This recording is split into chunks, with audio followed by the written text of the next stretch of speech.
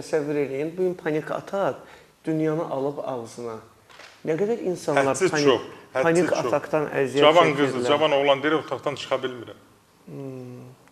İşimdən çıxdım, işə gedə bilmirəm. Adam var deyir, üçün əlimi nəyə atıram, uğursuz. Valla bayaqla... Qorxu, hər şeydən qorxur.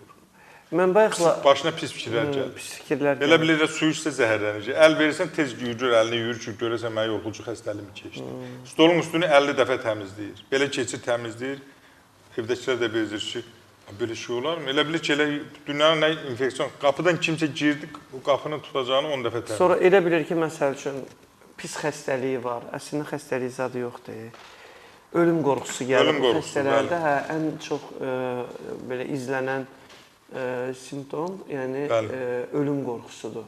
Elə bilirlər, öləcəklər və yaxud doğmaları öləcək. Bax, onlarda belə bir problem var. Hamı öləcək, iki cür ölüm var da. Biri var, o ağrı ilə yaşasan, hər gün o prosesi keçirdəsən.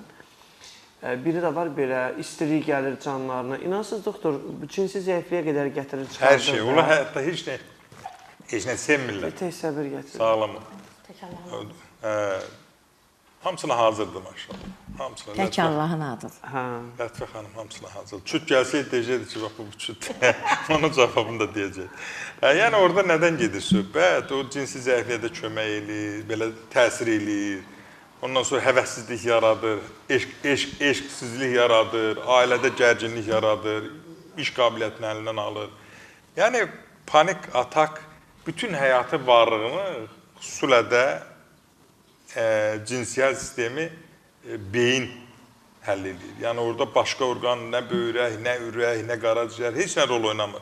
Yalnız insanın duyğularını, hisslərini idarə edən beyin idarə edir, beyinə bağlıdır. Sinir sistemi sakit olanda onun ailə münasibətdə yaxşıdır, iş qabiliyyətdə yaxşıdır, ondan sonra sevgisi də normaldır, sevilməsi də normaldır. Yəni bunlar birbaşa sinir sisteminə? Birbaşa sinir sisteminə bağlıdır. Bax, indi insanlar var da, görürsən bir şeydən deyilsindir. Bir cavan oğlan gətiriblər yanıma. Bunda cinsi zəiflik var. Ailə münasibətlərində məlum oldu ki, aparıblar hər yerə nə? Mən soruşdum, mənim təcrübəm, yaşım. Soruşuram, deyirəm ki, nədən sən diksinmisən? Deyir, əvvəl boynunu almaq, sonra deyir, diksinmişəm. Bu diksinmədən sonra hər hansı bir görüşdə, gizli bir görüşdə diksinib. Ondan sonra bu adamda bir mənalı şəkildə bu proseslər ləğv olub, dayanıb.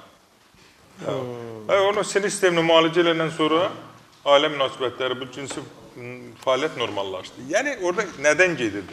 Yəni, bunu 100 dəfə qaraciyərini, ürəyini, böyrəyini, harasını müalicə edirsən, effekt verməyəcəkdir. Bu birbaşa beyinə bağlı olan prosesdir. Beyinə bağlı olan